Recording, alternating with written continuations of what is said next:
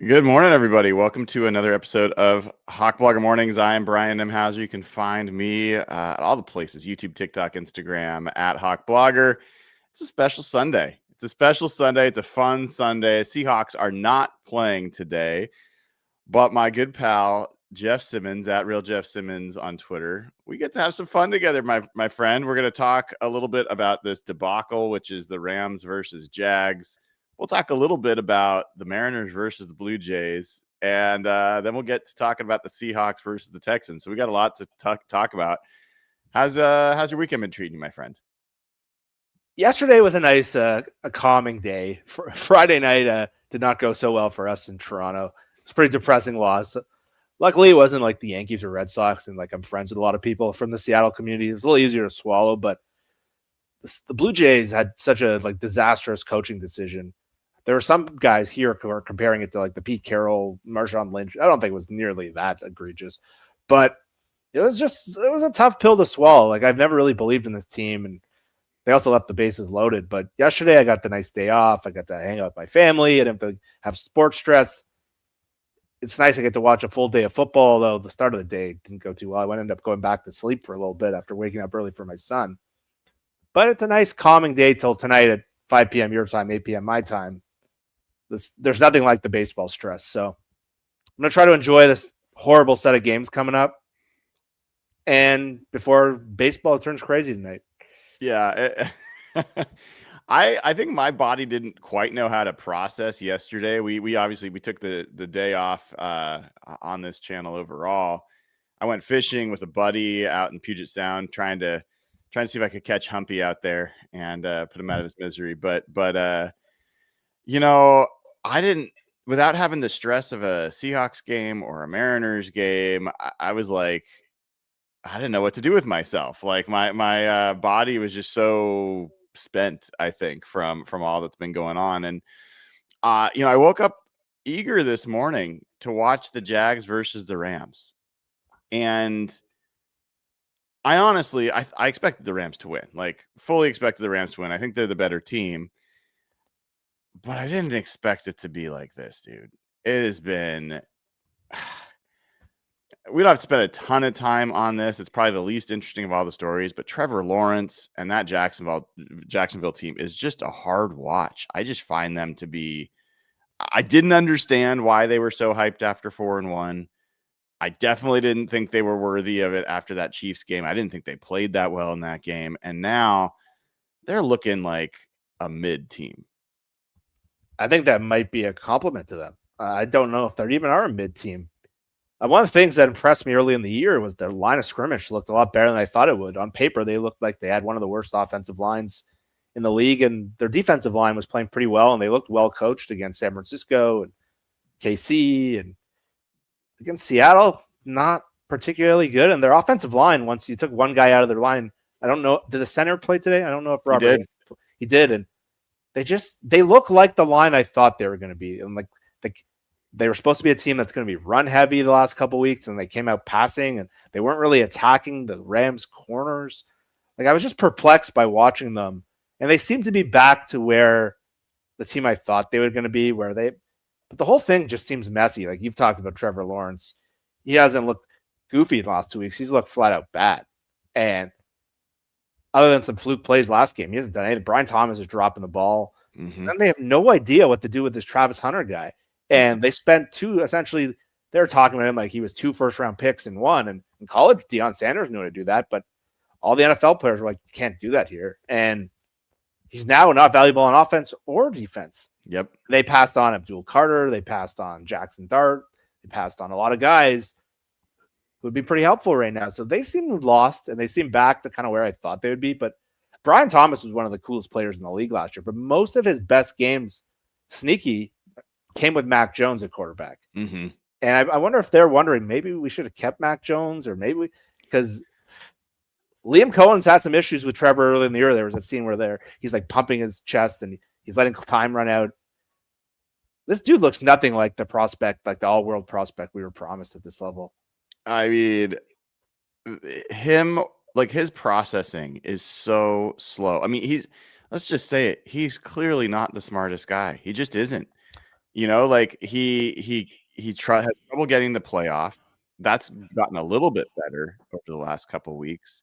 Then once the snap happens, it is like watching a sloth. Like it is so painful watching meters turn in his head. Oh, he's not open. Maybe he's open. Uh-oh, pass rush. Like it is bizarre. And then his decision to run the ball, to scramble on a 4th and 7 on a play he had almost no chance of picking up the first down. Like awful. And then Liam Cohen compounds it, 4th and 2 in Rams territory, down 21-0, and you kick a field goal, a 50-yard field goal. Like, what are you doing, dude? Like, it's just bad. Now the refs have also been awful. They've cost the Jags some, at least one touchdown, but this was going to be a Rams win no matter what.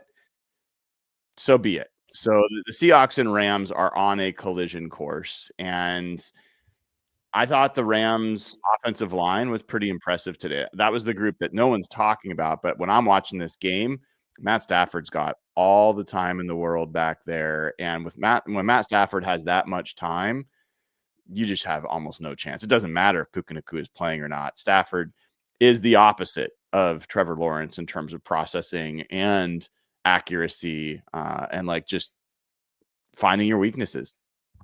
Yeah, it was an odd start for them because the Jags weren't getting any pressure at all, which a lot of people have against the Rams at times this year. And it was like a lot of dump offs to the flat, and Tyler Higbee was making some like circus catches, and Colby Parkinson looked the best I've seen him look as a Ram. And they weren't really like, I think last time I looked at the box score, they didn't have a guy over 50 yards, and they had barely any guys over 10 yards. And so they just been like dumping the ball off, kind of not having to do much. We're so used to them just like spraying Puka. And it's been just like when they get protection like that, it's such a low degree. I mean, such an easy degree of difficulty. They don't have to do much.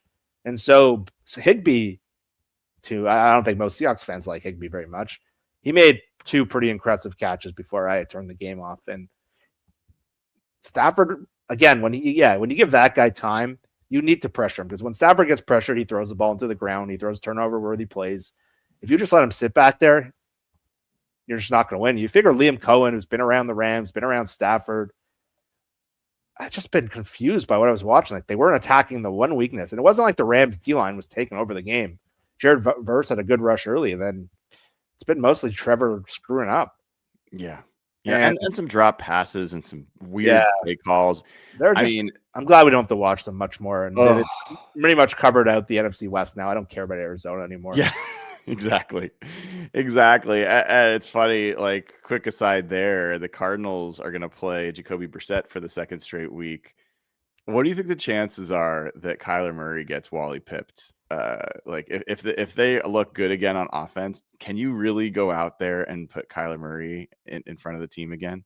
There's a weird vibe like around the whole team right now where that was going on last week. People don't know what's going on. Everyone thinks they're just on the verge of like a total collapse potentially. Mm-hmm. Green Bay's going out there today. Green Bay's hasn't been great since the early part of the season, but if Jacoby so I don't know, like Kyler, there's just some weird energy around that team really since the end of that Seahawks game. And they were 2-0, almost started 3-0. And since then it's been, they were able to move the ball far more efficiently and far better in the passing game last week with Brissett. And now Marvin Harrison's back for a full game. People thought he might miss with the concussion. I don't know. There's some weird energy around that team. Like if he has a good game again against Green Bay, not the injured Colts. Colts were down to like Charvarius Ward got injured in pregame. He's on IR now. IR. Like they had 2 guys going IR from pregame injuries last week. It's absurd.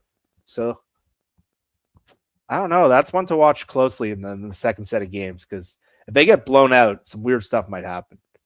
You saw that Anthony Richardson broke an orbital bone, like from one of those stretching bands, right? Yeah. So like the Seahawks always they're like they shoot those stretching bands in practice to each other, like they slingshot them.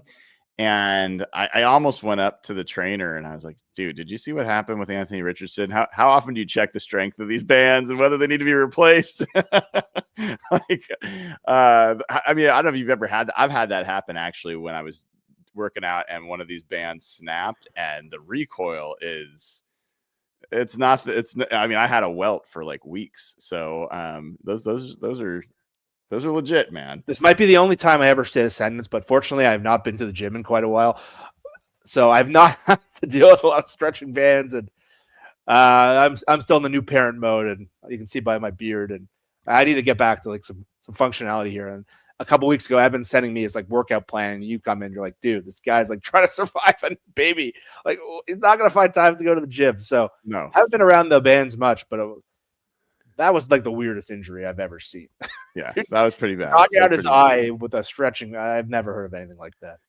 Hey, before we talk Mariners and Blue Jays, and then we'll talk Seahawks, Texans, and some other stuff. Let's talk about rumors, and let's talk about some of the stuff going around the NFL. So, like one that was shared in our message was Brandon Graham potentially coming out of retirement for the Eagles to help their edge rush. I have a take on this, but I want to hear like what was your reaction when you saw that? Didn't think anything of it. I watched him play last year. I've watched him play. He's a pretty old player, and he's not nearly the guy he was a couple of years ago. So they lost Zadarius. I thought one of the stories that like got no attention was Zadarius Smith, who's been like one of their best players, randomly retired at the end of the week. And I joked like it's getting so bad there, like that dude just quit. Kind of like what happened with the Seahawks center last year. And Brandon Graham, if you watched him play last year, he was a rotational player. He's beloved there. Like we've seen it happen. Like Bruce Irvin came back to the Seahawks, and Byron Maxwell came back to the Seahawks, and it's all fun and games. But like, I don't know. I looked at it. I didn't think anything of it. I know some people are going to get excited, but I don't think it does anything other than like warm someone's hearts. Some Eagles fans. I'll tell you my reaction, Jeff. Desperation. That's fair.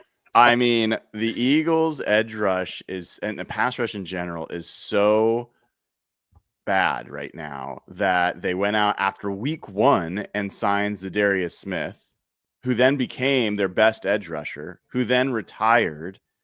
And now you're talking about bringing back Brandon Graham, who retired and wasn't that good last year.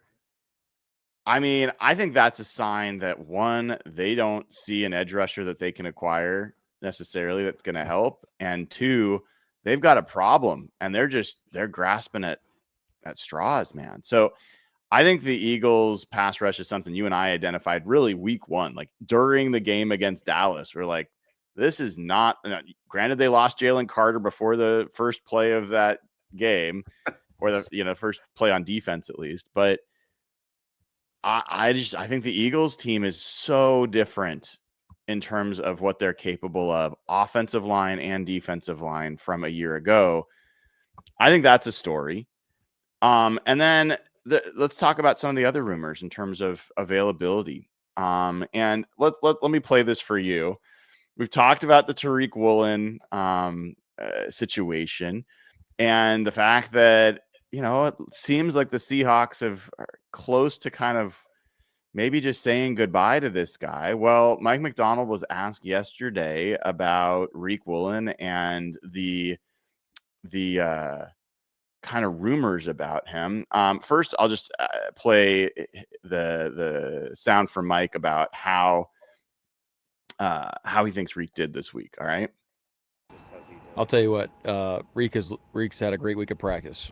Told him yesterday I'm really excited to see him play. So I can't wait to see him go out there and do his thing. All right. So can't wait to see him play. Now I'm not going to get this exactly right, but let me see if this is. He was then asked about the what was it? The rumors, I guess, about him being traded. There's some inception involved there. Yeah. Where you feel like you're at home, You like it? Looks good. Yeah. All right, here we go. I think this is it. We should do that in the back. Where is the press box? I don't even know. We're gonna get there.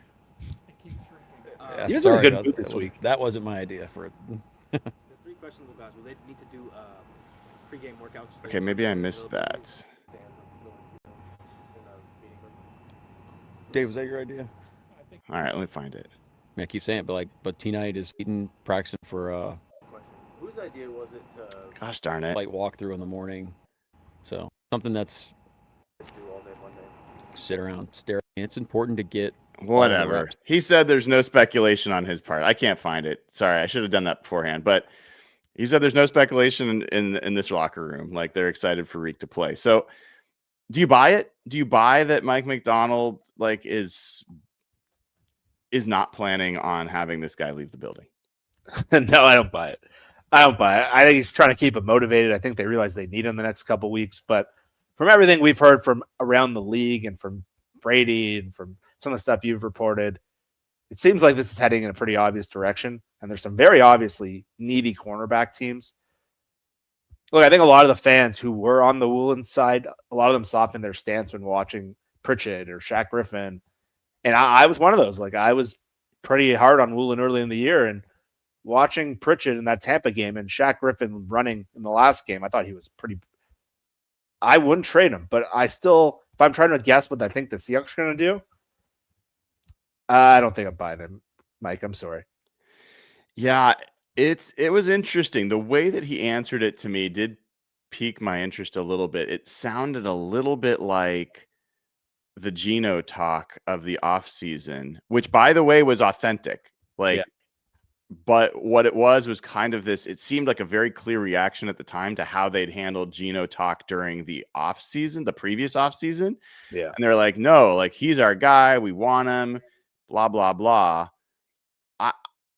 I at least have this question in my mind, is if maybe they've found that the offers they're going to get for him are not worth trading him, as opposed to taking a 3rd-round comp in 2027, right? Yeah.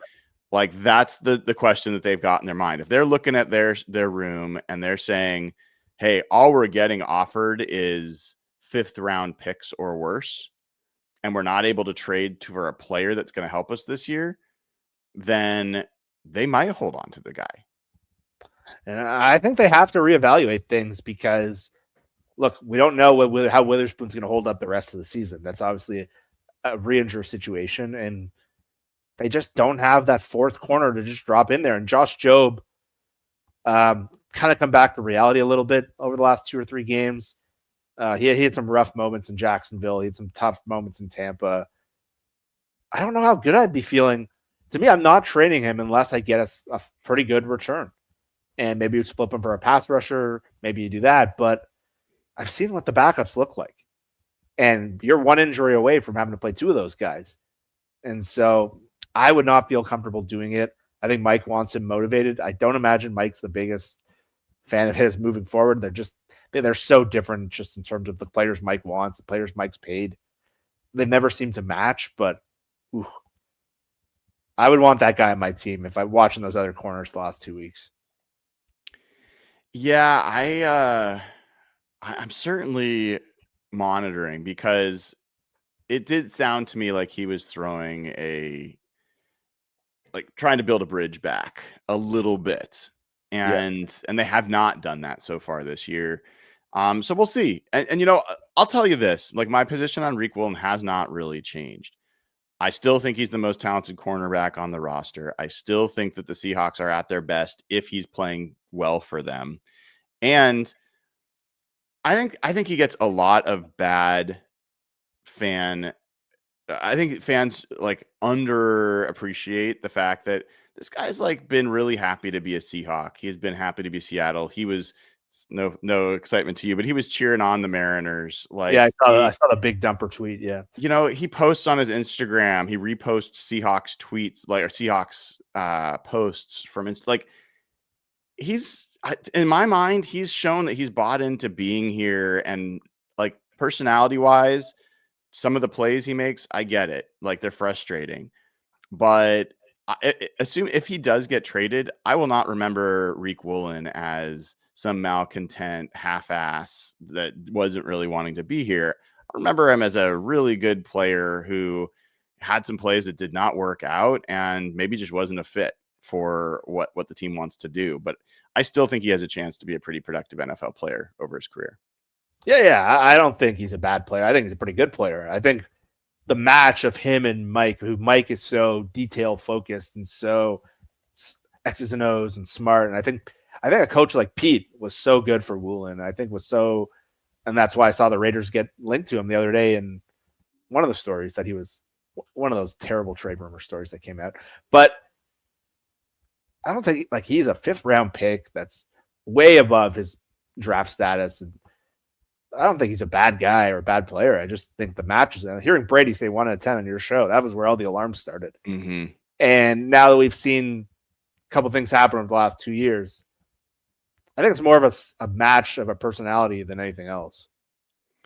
So let's talk about some of the other rumors out there, because Diana Rossini posted stuff. I have to say, I don't think that she's actually had much useful information as a quote insider. Like, to be totally honest, you're going to get me going here.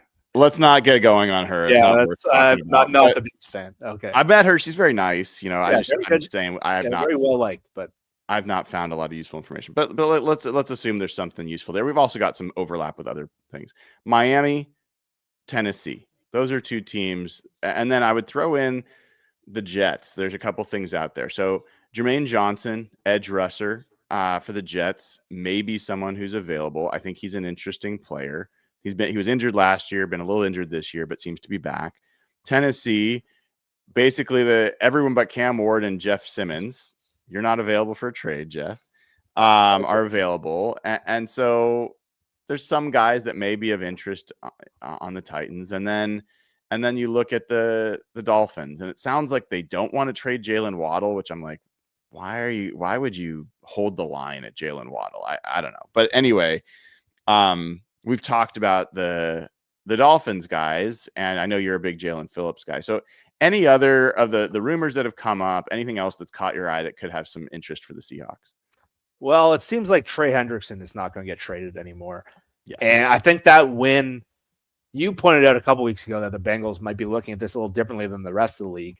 And then they go out and beat Pittsburgh, and that AFC North, which is usually one of the best divisions. The Ravens are 1-5. The Bengals get Joe Flacco, and all of a sudden they're like 1 game out of the playoffs. And if I'm a Bengals GM, I'm probably trying to see the big picture here.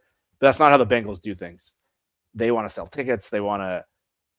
So Trey Hendrickson's a guy I thought some people were worried about. San Francisco, Seahawks. I think he is going to be off the market.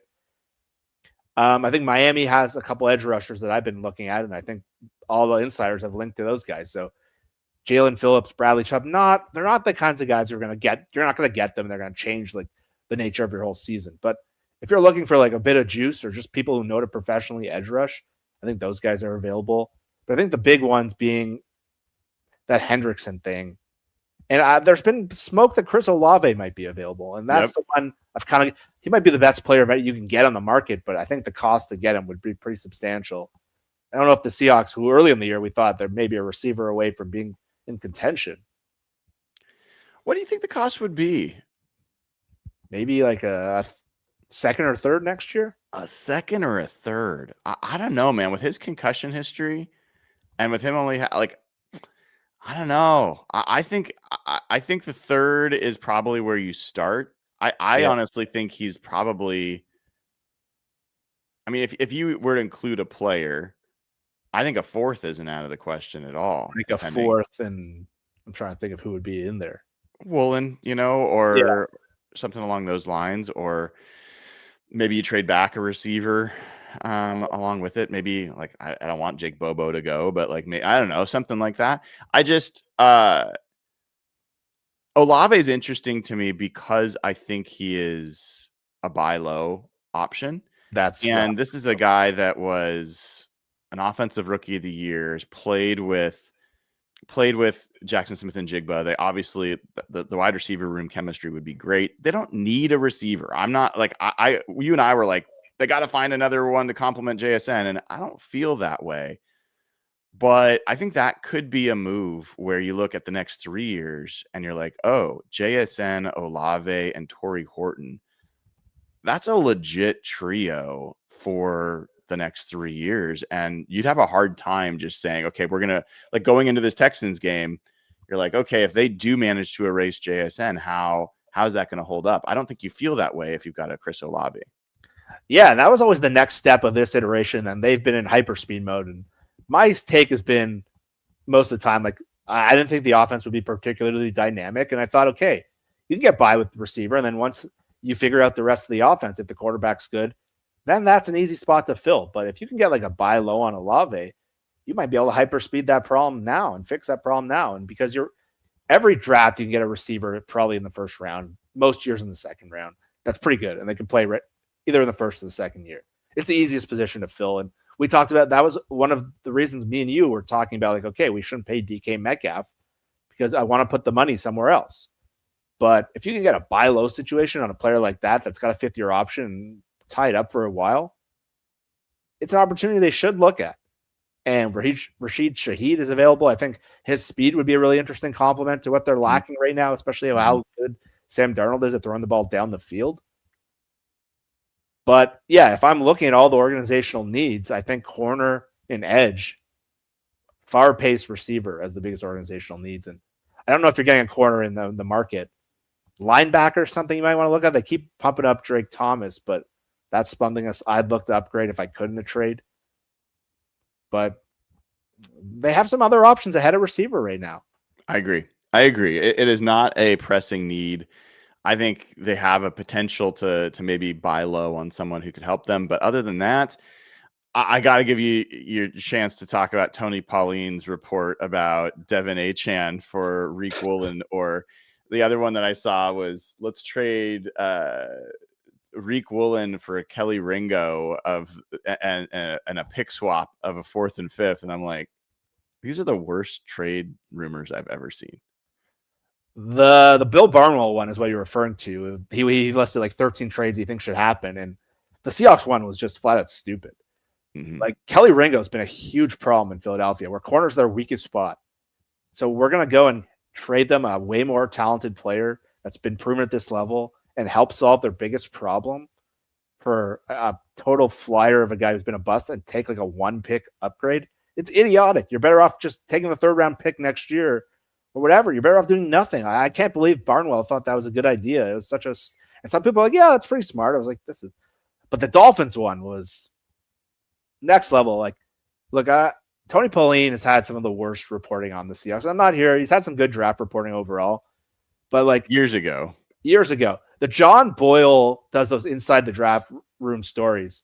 And there was one year where Pauline said the Seahawks were like desperately trying to trade down the year of Charles Cross. And we're like, that seems odd. Like, they just made the Russell Wilson trade. Like, they need a left tackle. And then the story comes out that John was sweating so bad through his shirt that they were trying to trade up, and they were like celebrating like crazy when Cross went. So and then that same year, he did a report that the Seahawks were going to take Desmond Ridder and they were going to take Trevor Penning. And they had like 5 shots at taking Desmond Ridder and then taking with any of them. So, and then the next year, I believe our guy, it was John Michael Schmitz, and Pauline reported that the Seahawks had sent Steve Hutchinson out to visit him, and they would die for him to get there at pick. I think that was the JSN draft, pick 20. They had 4 shots to take that guy. Didn't take any of them. So the swings and misses have been really bad, like really bad. I think the last thing he got right was like 2015 with the Seahawks. Yeah. And so then this come out from like the sleeper account, and obviously great on the sleeper account. Good on them. But then I clicked the link to the story. And the link to the story is the flimsiest reporting I've maybe ever seen. He says the Seahawks would like to trade Tariq Woolen. Makes sense. But he's like, a player they really like is Devon Achane, which again makes sense. He's a really good running back. He fits the scheme really well. But it's like, well, they would like to trade for him if this idea is even possible. And they don't even know if they could pull off a trade. And if not, maybe they'll send him to the Raiders. It was like, what? Once I read this story, and it was like, if this is even possible, if the opportunity even exists, I think was the exact quote. It's like, why are you putting that out there? Like, yeah, I was raised by a reporter. I was trained. My dad was a reporter. It's like, you need to double source everything. You need to like make sure if you're putting something out there, it needs to be like super. And it's bad enough that this was being shared around because look, the Seahawks right now, they're not a running back away. Like they can't run block right now. It's an issue with timing and maybe like the group coming together. Like do put any running back on this team right now, they'd have a problem. So the idea of trading for a running back is not only perplexing, but once I saw the logic and the reporting, I was like, dude, like you can't put this stuff out there. Like this is embarrassing. There's a credibility problem here. Yeah. It doesn't make any sense to me. And I mean, I like the player. I can even see the fit potentially. I think he's a good outside zone fit. I don't get it at all from a player swap perspective. Like the Seahawks would trade away a player that they're almost certainly going to get a 3rd round 2027 comp pick for in order to get a running back when they're already splitting reps between running backs. Oh, well, that's not going well. I don't think they are a running back away from figuring out the run game. I don't think that's been the issue. So like none of it made a lot of sense to me.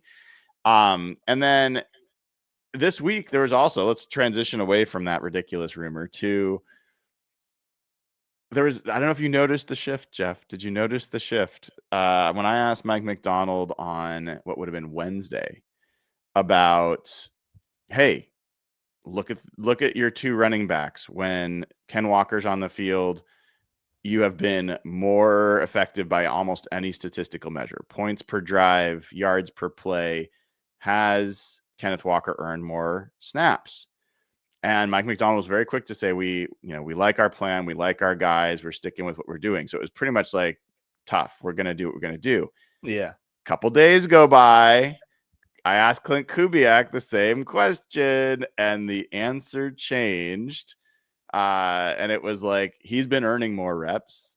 The follow-up question was like, how is he earning more reps? And it was in practice. He's been a better practice player and he's doing what we're asking him to do. So what do you make of that, man? Are we going to finally see Ken Walker get more than 50% of the reps? I made a lot of what Kubiak said, and a lot of people will blame McDonald. I think McDonald is a defensive coach. I don't think he's sitting here coming up with like plans to dictate the running back usage. I don't think that's what he does. I think that's more of a Kubiak thing. And we've seen so many times where he's come out and be like, I don't like the game plan. So when Kubiak says it, that really stands out because I think he's the one who's been dictating that. And maybe they weren't happy with how Walker practiced in the offseason, how much time he missed. And maybe it wasn't we're resting this guy. So I think he's starting to earn their trust. And I think that's a big deal. But did you see the report? I think it was from Schefter this morning that the Panthers had studied the Seahawks running back usage. Did you see that? Yeah, okay, obviously you saw it. Okay. I did. I laughed out loud. Every week we've been screaming at our TVs. Yeah. Like they don't know what they're doing with this Charbonnet thing. And hey, if you want to go study the Zach Charbonnet thing, I don't know. But yeah, back to your question. I definitely thought the Kubiak thing was notable. And I'm looking for this game where we see a material difference. And even he mentioned Holani a little bit. I know there's been some push from like Evan. Like, let's get Holani in there maybe. But I don't know. The Charbonnet thing, like I still can't figure out what it is about him that makes him so ineffective as a change of pace guy. And he looks completely different when he starts. But now we've seen like almost 3 years of it. It doesn't seem to work. Yeah, I'm not as convinced that as you are about the splitting reps being why he's ineffective. I understand that the evidence would imply that. I'd need to see more starts to see him like to believe that. I can believe he's maybe a better 4th quarter running back, that kind of guy, which could feed into what you're saying. But here's the thing, Jeff. I'll share. There were definitely whispers in and around the team during training camp about Charbonnet being available the entire offseason, every single day, and Ken Walker not.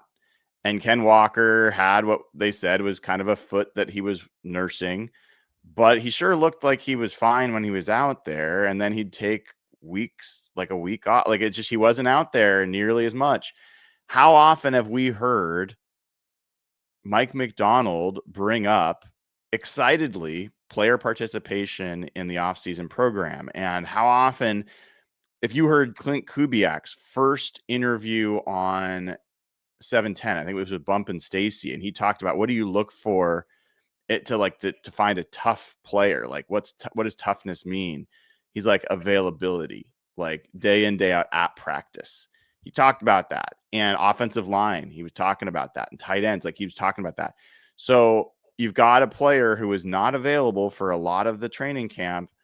And then they basically, I think they were making decisions based off of their principles, which are like, we can't have a guy just miss all of training camp and then reward him with 70% of the snaps. And I think after 6 games, I'm guessing he has been practicing more often. He has not been on the report. And now you've got the results. And at this point, I think you'd make the case they're actually hurting their team by splitting reps. And I'm hopeful that we're finally going to, it doesn't mean that Ken Walker's going to go off and have 150 yards, but just make the good process decision here based off of how things have gone to this point. Yeah, it's hard not to think of that. I was kind of alluding to that earlier, where those comments from Kubiak I thought were very telling. And Coach McDonald saying he's practiced really, really well and his habits look way better. And I think that's definitely alluding to what you're saying. And a lot of the stories coming from Brady, for example, in the summer was that they really like how Charbonnet has been available and they really like how like they can trust him. And he looked really good in the preseason. I'll be honest. He looked great when we saw him. But now we've seen 6 weeks of it where he just looks ineffective and he's killing drives. And it's kind of like he was in the beginning of last year where like that low red zone sequence was awful. And I know some of it, he's not getting a lot of blocking, but in a situation where you're not, you need Walker's just a far more explosive player at this point. And Charbonnet's not bringing enough down to give up the explosion that you're getting. Yeah, I think I think that this is going to be a good opportunity to see if Walker can actually earn more, because this is a good Texans defense. It's a really good Texans defense. There's a reason they're number 1 in the NFL in points allowed. And I think one of the only things they don't do well is guard the outside zone and runs outside the tackles. I don't know if this is finally going to be the week, man, where they break through, but I'll tell you what. A big part of the Seahawks' success has been this thing where they're playing 12 personnel. The opponents are bringing on an extra linebacker. They're playing base defense, and the Seahawks are able to exploit it in pass coverage, right? Well, the Texans are a team. They're one of the only teams that will play nickel against 12 personnel because they think Jalen Petrie, their nickel back, is kind of like a Devin Witherspoon who can play the run and is physical enough. This could be the chance for them to really get a little bit of a physical edge on the edge in the run game. Curious what your thoughts are there. Yeah, they're going to need him because Derek Stingley's, I don't know if he's going to shut down JSN. I don't know if that's possible, but Derek Stingley's going to do a really good job, I think, in this game. And they're going to need multiple ways to attack these guys. And yeah, when you watch their scheme and if they're going nickel against 12, it puts a lot of emphasis. How do you get teams out of these situations? You got to run on them. And this is a game where Walker, especially, is going to need to find some chunk plays. And the matchup looks really good. I don't know how good they are as like a pure run stuffing front, Houston. Like they're more of a pass rushing. Will Anderson's obviously a really good run stuffer, but Daniel Hunter and some of their D tackles, not necessarily the best pure end. I think their best run player, is he out for the game?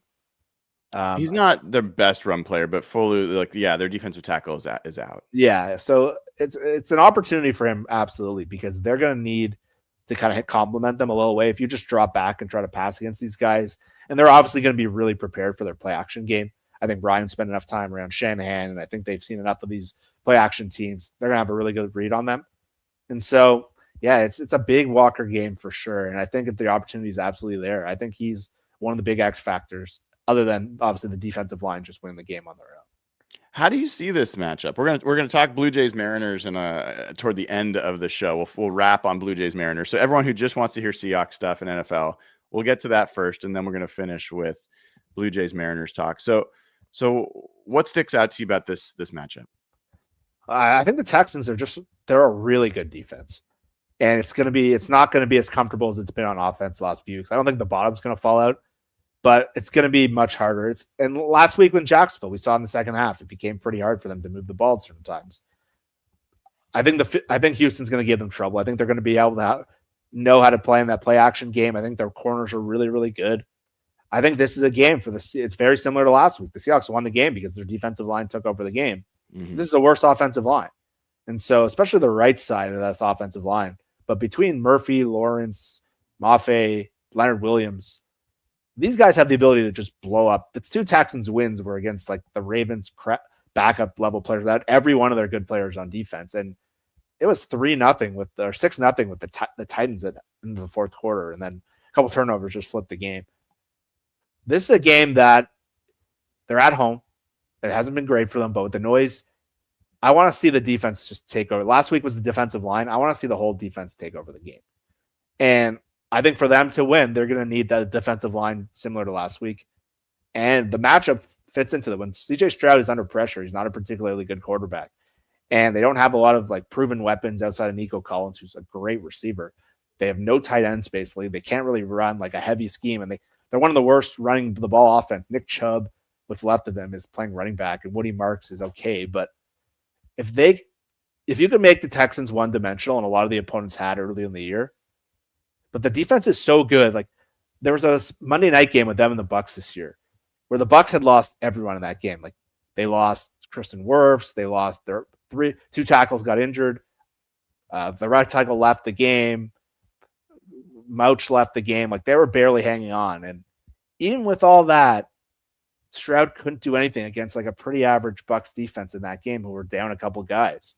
And so Stroud was really struggling in that game, and the Bucs were able to pull it out. But those were hampered teams, and still the Texans are good enough to stay in any game. I think their defense is that good, but the Seahawks have a massive advantage that there's no other part of the game has that one side of a matchup. They need to lean into that, or else this is going to be an uncomfortable game that they could lose. Yeah, I think it is going to be an uncomfortable game, but I think there's a few numbers that speak volumes about this matchup, Jeff, and make it really intriguing. Not all of them favor Seattle. So a couple of the numbers that have jumped out to me. Seahawks, best play action passing team in the NFL. Texans, best play action defense in the NFL. So strength versus strength there. You've got the Texans have allowed over 21% of the pressures that they have allowed have come from non-offensive linemen, from like running backs. Like they have the worst running back pass protectors in the NFL. Every single one of them has like a pass protection grade under 30 on PFF. Like really not like 50, like under 30. Some of them have like an 8 pass protection grade. So again, most pressure from non-offensive linemen allowed. And then the Seahawks are third in creating unblocked pressures, which should be able to target backs and other players to have to pick up those types of rushers. Other numbers that have my attention on this one. We already talked about the outside zone and outside the tackles being a place the Texans struggle. The Texans are number 1 in the NFL. Number 1 in explosive pass rate when they're going against zone defenses. They are almost last, 31st in the NFL when explosive play rate going against man defenses. I think that one's a particularly interesting one, Jeff, with the injury report. We haven't really talked about it, but we got it yesterday, and Julian Love and Devin Witherspoon, I think, Julian Love and Devin Witherspoon are listed as questionable. Reek Woolen as a full go. So they have Woolen back. Devin Witherspoon practiced full. Julian Love only practiced limited. I think all of them play. How big of a deal do you think that is, given all these different numbers we just talked about for this matchup? For this matchup, I don't know if it is the biggest deal if the defensive line does their job, because Houston allows, like you said, pressure all over. And they have, on paper, one of the worst offensive lines. And it was sort of like the Pittsburgh game where when they were able to pressure them that much, it didn't really matter. If the defense can't get that pressure for whatever reason, I think any game you don't have those guys is a big deal. And I think what makes it really important is we haven't seen like the defense collectively play a great game yet. And this is the opportunity for them to really do it. We've seen the defensive line play really, really well. We've seen like linebackers or certain players in the DB, but the Pittsburgh games where we really saw the defensive line take over, and then we had a bunch of injuries in the secondary. The Saints, we didn't really see a real game. It was all special teams. And then Arizona looked like it for 3 quarters, and then don't know what happened in the fourth quarter. They stunk. And I think for them to really kind of show out on defense, they can't just have one group take over the game. They need to see the defense collectively. And if you look at McDonald, he's had a really good history playing CJ Stroud. He shut him down in Michigan when they had a far inferior quarterback playing, and they knocked him around with Baltimore in 2 couple games. So this is a week where I think so much of it comes down to their ability to pressure him. But yeah, I think for this defense to hit the ceiling we all thought, like the top 5 or whatever it is, we need to see these guys playing, and we need to see them be effective and work in conjunction with the defensive line. Because I heard George Kittle saying this week, Seattle's defensive line is damn good. Like out of nowhere, unprompted. I don't know if the Rams have had the great defensive line so far this year. They're talking on the broadcast this morning that Jared Verse has been a little disappointing to start the year until he got a recent.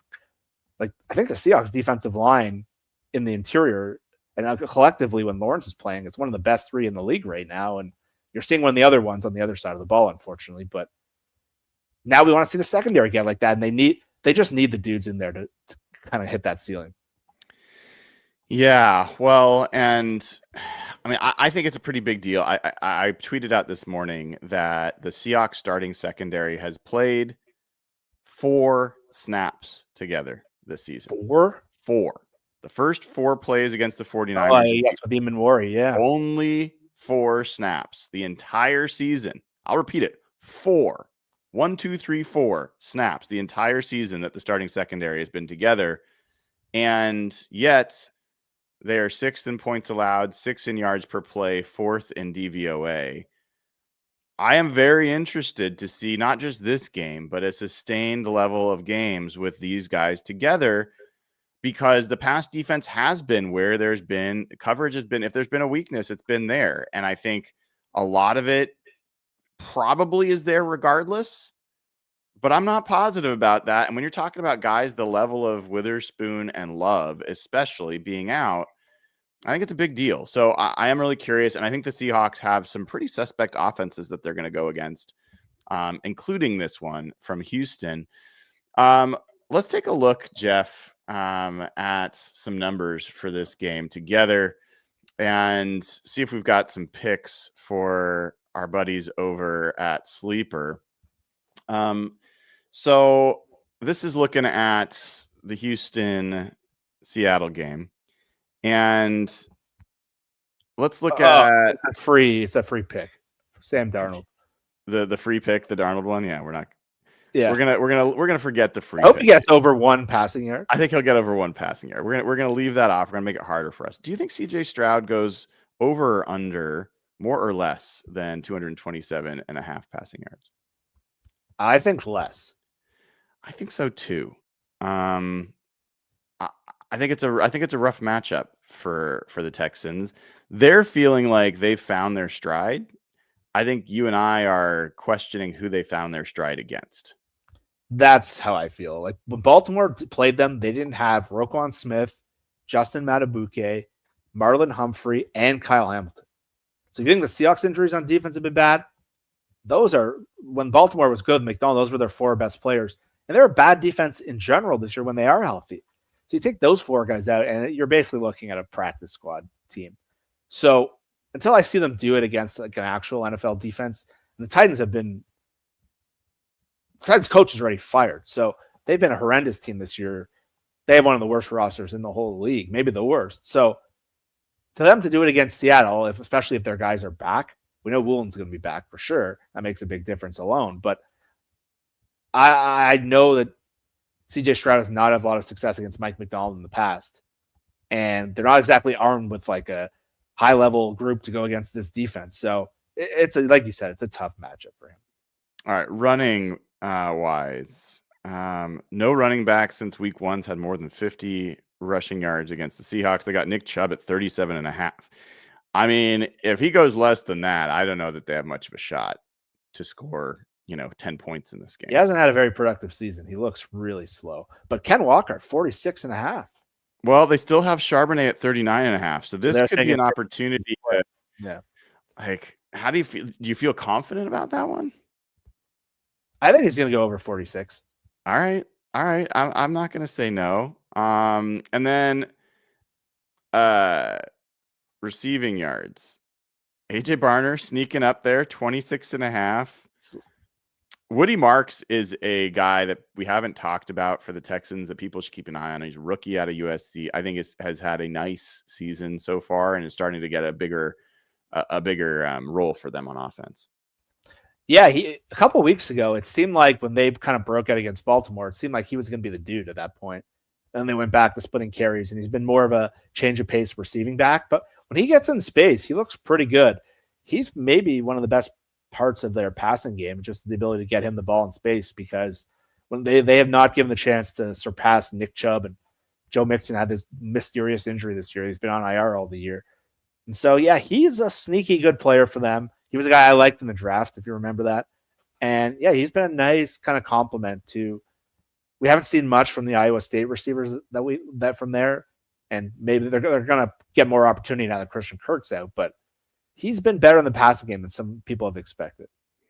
What do you think? I think it's a little tough to figure out where the receiving yards are going to come from. Which do you like more? Elijah Arroyo over like more than 13.5 yards, or Torrey Horton more than 19.5 yards? Well, every week I think Arroyo's like on the verge of breaking out, and last week it felt like the first play was designed right for him, then he falls. And so I like Arroyo. I think there's some matchups against their linebackers you can take advantage of. I think this is an important tight end game. I agree with you. In Houston are pretty good. So I feel like the tougher on the receivers. I feel like it's one reception there to get him that, and I think that's gonna happen this game. And to your point, Henry To'oTo'o, like when Sam Darnold had 4 touchdowns passing against this Texans defense last year, 2 of them came against linebacker Henry To'oTo'o. So Darnold didn't put up huge passing yards numbers. He's kind of had like the game that Matt Stafford's having today against the Jags. Matt Stafford's up to 5 touchdowns, no picks, but only has 182 yards. When Sam Darnold last played the Texans, he threw for 4 touchdowns with no picks. So definitely make sure folks take a look at that. And if you haven't checked out the Sleeper app, make sure you do. Now is a great time to do it. You can get free $20 with no deposit required. Plus, if you're a first-time user, use promo code HAWKS. You'll get up to a $100 match on your first deposit. Terms and conditions apply. See Sleeper's terms of use for details. Currently operational over 25 states. Check out Sleeper today. All right, Jeff. Any other thoughts on the Seahawks, Texans, or the 49ers, Falcons, or any of these other games happening before we switch over to talking ALCS? No, big picture, I really want to see the Seahawks defense show out.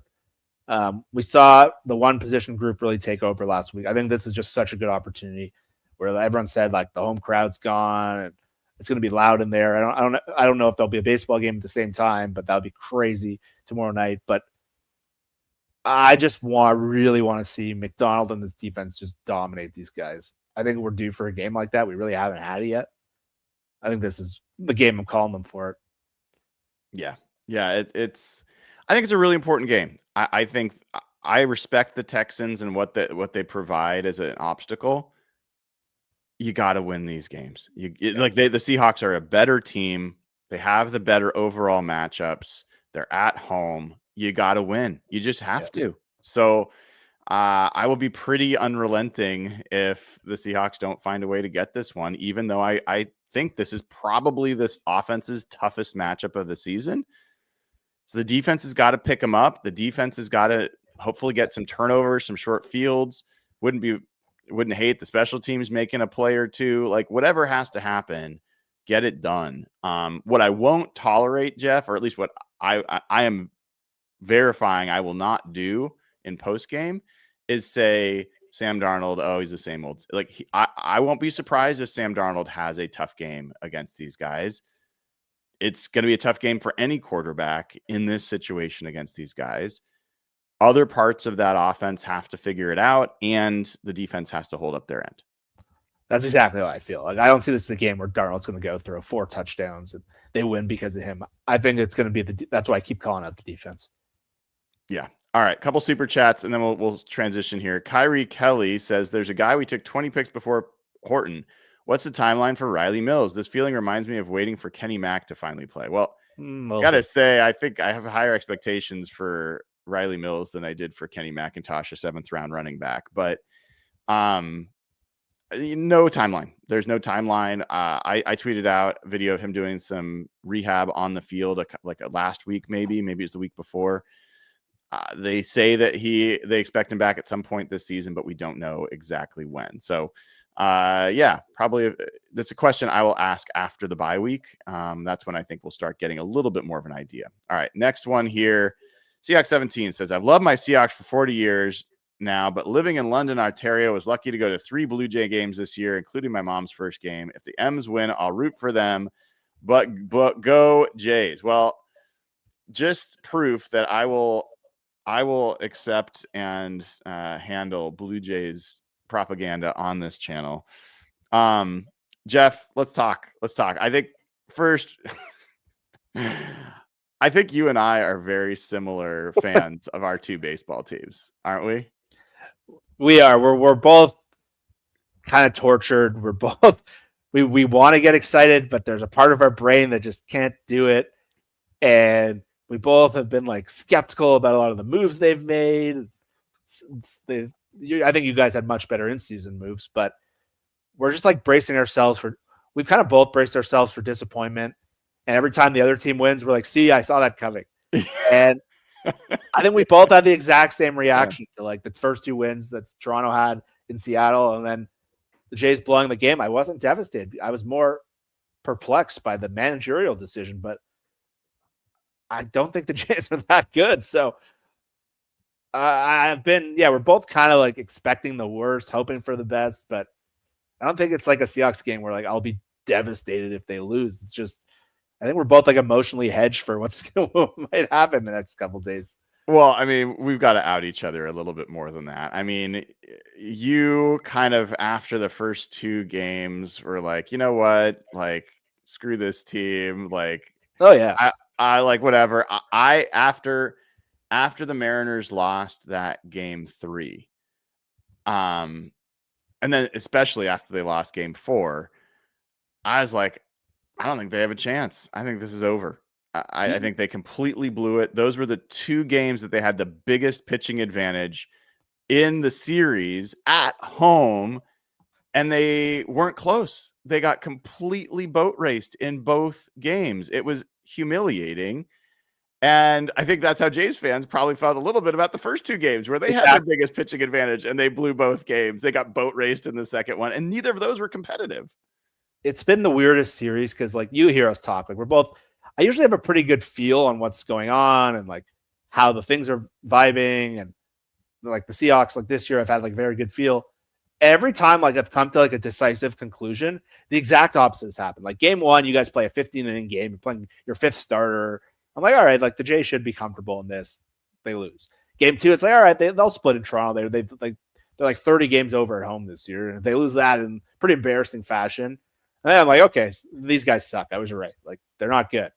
And all of a sudden, they look exactly like their peak form, and I'm starting to believe again. It's like, okay, they might actually do this, and they blow up in like every time. Just when I'm about to believe in them, they blow up again, and so they end up losing that game 6-2, and that was a crazy game. Like that was so intense. But I don't have a feel for this. Every time I felt something, the exact opposite. I know. So I'm 0-4 so far. Every time I've had I'm like, okay, Castillo against Scherzer. Like there's no chance the Blue Jays. Right. Scherzer hasn't pitched. Scherzer was left off the ALDS roster. He was so bad in the last month of the season. So today we have this guy who's making his like 5th career start. I have no clue what's going to happen. Yeah, and he got hit pretty hard in the first game and had trouble finding the strike zone. He seemed a little bit out of his depth, but he also went against the Yankees in the first round and looked like the best pitcher on the Jays staff. So exactly, don't know there. And Logan Gilbert, if you were to ask me, like, who's the one guy I trust the most with the ball in his hand in a big game, it would be Logan Gilbert. At the same time, the Jays have had a good history against him. And I don't put much stock in his first start against the Jays where he didn't pitch very well because he really seemed out of sorts. He was not hitting his spots. Yeah, it wasn't located. But they do have some history against him. So in some ways, I feel like this is, again, the Mariners' best chance from a pitching matchup perspective to end this thing. If they go to Game 7 tomorrow, it could be George Kirby again, who got hit a lot. It could be a lot of different guys tomorrow. I think you've got to get like the Savage, who's pitching for the Blue Jays. One thing that's been pretty consistent is he doesn't go deep into games. No. And the other thing that I feel pretty positive about for the Mariners as an advantage is the Blue Jays bullpen. There's not a single arm in there that I'm like, here comes that guy. Like, I'm like, sweet. When can we get to that guy? And it's really just been, have the Mariners bats been able to actually show up? So that's kind of like looking at this, I'm like, this should be the game, but that Blue Jays offense is pretty powerful when they get going. Yeah, I think that's right. I think if they're going to win, I think today you by far feel like you have the best chance. Game 7 in Toronto versus Shane Bieber has pretty high upside when he gets going. I think you feel really a lot better. And like you said, the Jays bullpen is shaky. I heard Salk saying that. We saw it Friday night.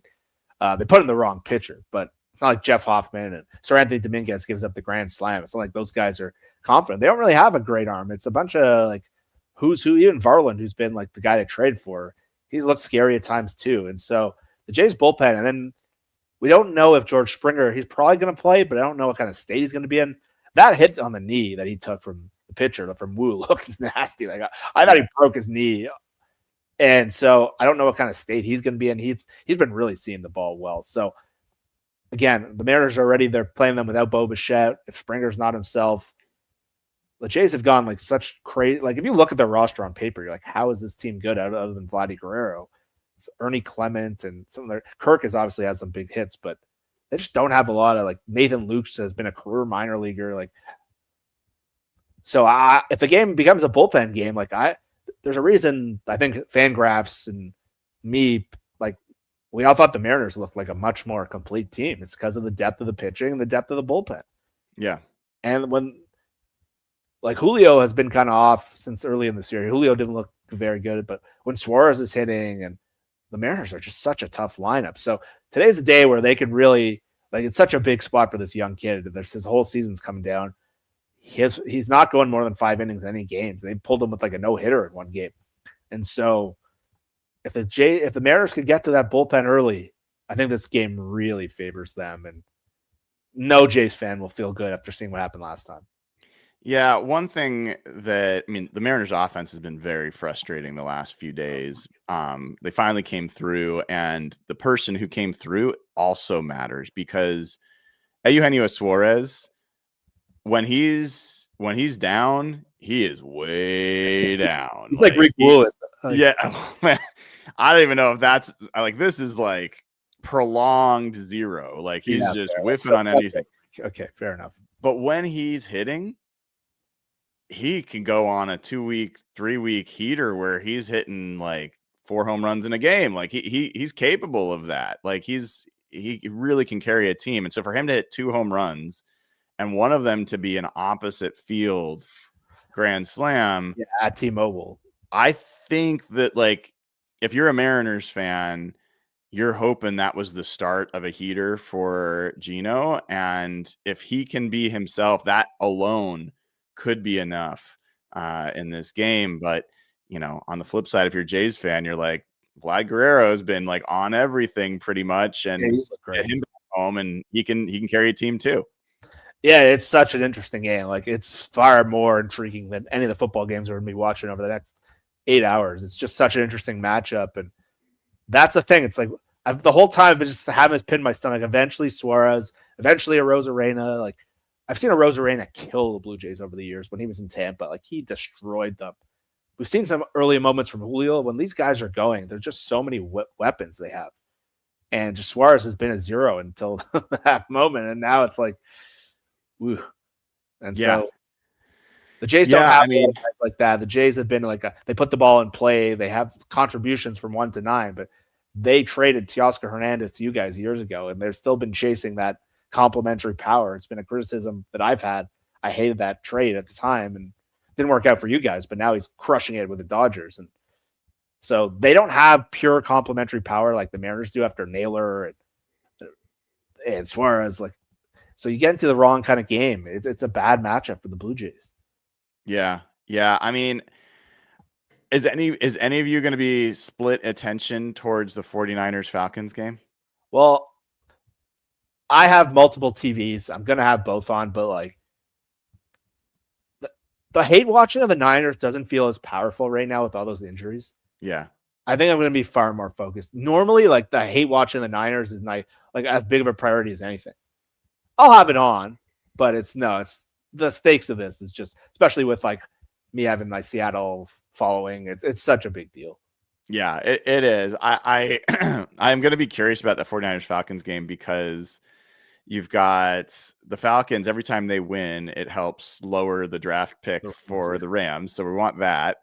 And Seahawks are going to play the Falcons in a few weeks. And, let's see how the 49ers look this week against, I'm curious about both teams, but I'm with you. I will be watching the Mariners Blue Jays.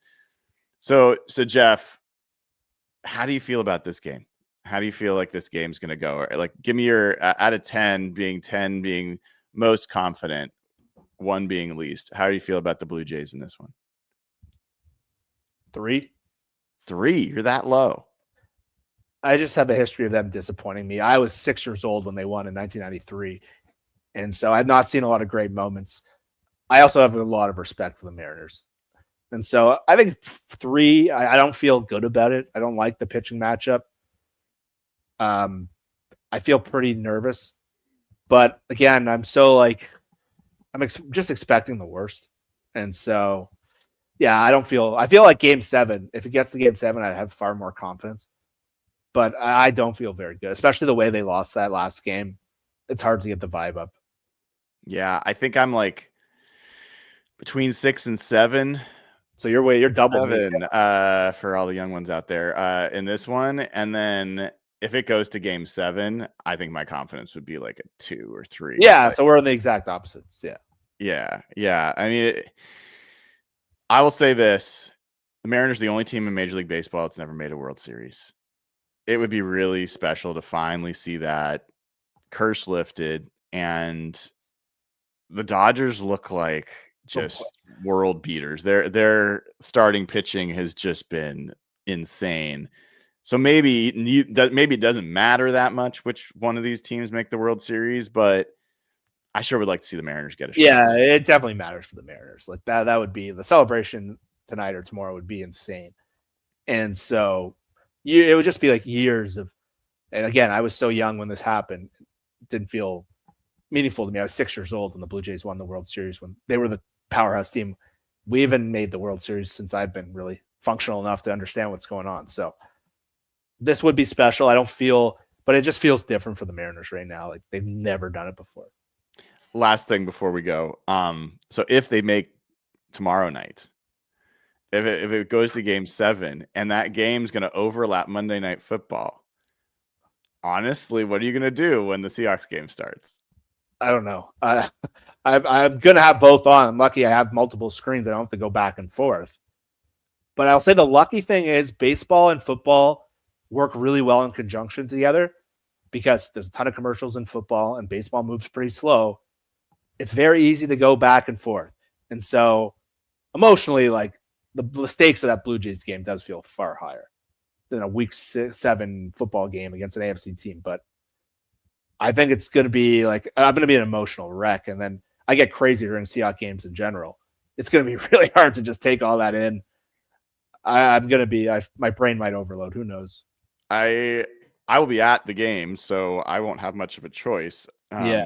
I mean, I could be watching on my phone, but I'll be watching the game in person. There would be some really weird moments. Like if the Mariners win it or there's something big happens during, you'll hear the entire stadium erupt at some random point during the football game. It's going to be super weird. So personally, I'm really hoping the Mariners wrap it up tonight so I don't have to deal with that. But if it does happen, it's certainly going to be a once in a lifetime kind of situation. Yeah. I've never had a moment like this. Yeah. It's going to be crazy. Jeff, man, always awesome catching up with you. We will go check out some of these, Browns, Cleveland. I mean, Browns against Dolphins. How can you not want to go watch that game immediately? But we will check out the rest of the games, and then we'll watch Game 6 of the ALCS tonight. Thanks, man. See you later. I'm surprised I didn't get as much hate in the little chat. Dude, I told you I like you better than I like the Mariners. I know, but I figured it'd be. I love the Mariners, but you're my pal, dude. So all right, you always come first. We'll see if you feel that way tonight. But we've been pretty friendly through the whole thing. Yeah. All right. That is Jeff Simmons. Check him out at Real Jeff Simmons. And folks, if you haven't already, now is an awesome time to stock up on your Seattle sports gear at simplyseattle.com. Use code HawkBlogger15, gets you 15% off the best Seattle sports gear you're going to find. It's amazing. Whether it's Seahawks, Mariners, you won't find any Blue Jays stuff there. Seahawks, Mariners, Huskies, rough game for them. Sonics, even Kraken, all that stuff's available there. And go to jkboots.com/hawkblogger. Get a great deal on the best boots you're going to own, made in the state of Washington. Family-owned business, jkboots.com/hawkblogger. I'll get you a deal over there on boots you will wear a lot. I love my JK boots. All right, folks, that will do it for this episode of Hawk Blogger Mornings. Enjoy the rest of your Sunday. Take care.